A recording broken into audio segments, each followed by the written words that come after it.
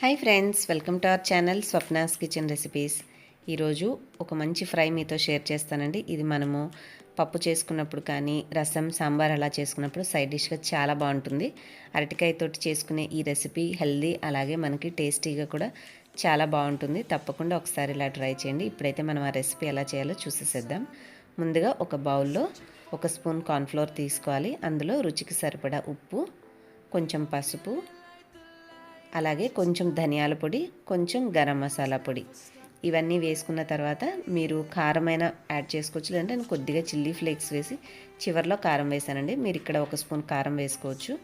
ఇవన్నీ పౌడర్స్ అన్నీ కలిసేలాగా ఒకసారి మిక్స్ చేసుకొని దీంట్లో అర స్పూన్ నేను కొద్దిగా అల్లం వెల్లుల్లి పేస్ట్ తీసుకున్నాను. మీరు ముక్కల్ని బట్టి కాస్త క్వాంటిటీ అనేది అన్నింటినీ ఇందాక చూపించిన వాటిని పెంచుకోవాలి. కొద్దిగా నీళ్ళు యాడ్ చేసుకుని ఇదంతా ఒక పేస్ట్ లాగా రెడీ చేసుకోవాలి. ఇలా చేయడం వల్ల మనం మసాలా పౌడర్స్, అల్లం వెల్లుల్లి పేస్ట్ అంతా కూడా బాగా కలుస్తుంది.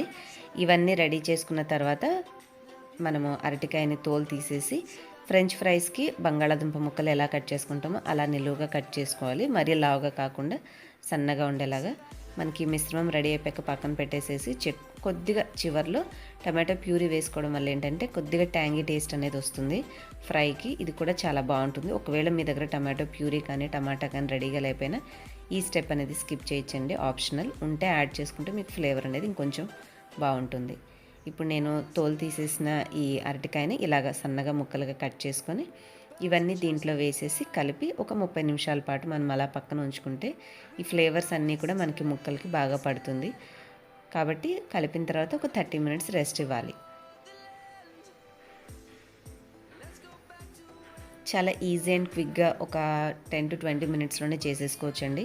మీరు టైం లేదు అంటే కూడా ఇలాగా మిక్స్ చేసేసుకొని ఫ్రై చేసే ముందు కొంచెం ఉప్మా రవ్వ ఉంటుంది కదా మనకి, తెల్ల ఉప్మా రవ్వ, అది కొద్దిగా మనం పైన చల్లుకొని మిక్స్ చేసి ఫ్రై చేసుకుంటే పైన లేయర్ అంతా కూడా బాగా క్రిస్పీగా టేస్టీగా ఉంటుంది. నేను చివర్లో మీకు చెప్పినట్టుగా లాస్ట్లో కొంచెం కారం వేశాను. మీరు ఇందాక మసాలా పౌడర్లు అయినా సరే యాడ్ చేసుకోవచ్చు. ఇప్పుడు ఈ విధంగా రెడీ అయిన ఈ పీసెస్ అన్నిటిని డీప్ ఫ్రైకి సరిపడా ఆయిల్ పెట్టుకొని ఫ్రై చేసుకొని క్రిస్పీగా మనం చేసుకొని పక్కన పెట్టుకోవచ్చు. లేదు అంత డీప్ ఫ్రై ఇష్టం లేని వాళ్ళు మీరు ఈ విధంగా కొంచెం ఆయిల్ ప్యాన్లో వేసుకొని షాలో ఫ్రై అయినా చేసుకోవచ్చండి. ఇదేంటంటే కొంచెం టైం పడుతుంది. మనకి ముక్కలు రెండు పక్కల మంచిగా వేగేలాగా చూసుకుని టర్న్ చేసుకుంటూ ఉంటే కాస్త ఒక 10 నుంచి 15 నిమిషాలు టైం పడుతుంది. నిదానంగా చేసుకోవాలి కదా. డీప్ ఫ్రై అయితే క్విక్గా అయిపోతుంది. సో మీ ఇష్టాన్ని బట్టి మీరు ఫ్రై చేసుకున్నారంటే ఈ విధంగా యమ్మీ డిష్ అనేది రెడీ అయిపోతుంది. తప్పకుండా ట్రై చేసి మీ ఫీడ్బ్యాక్ నాకు కామెంట్స్లో చెప్పండి. ఇంకొక మంచి రెసిపీతో నెక్స్ట్ వీడియోలో కలుస్తాను. ఈ వీడియో నచ్చితే లైక్ చేసి షేర్ చేయడం మాత్రం మర్చిపోవద్దు. Thanks for watching.